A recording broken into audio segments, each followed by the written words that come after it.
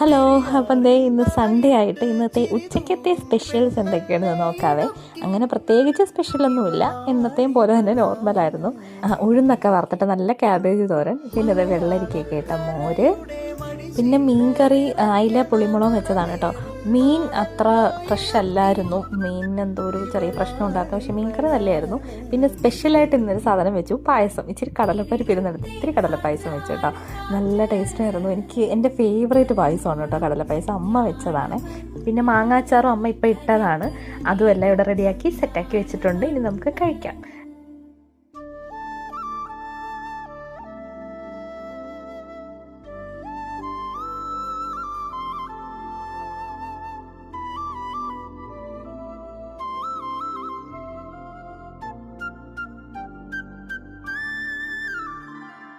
കുയിലുമലച്ചരിവുകൾ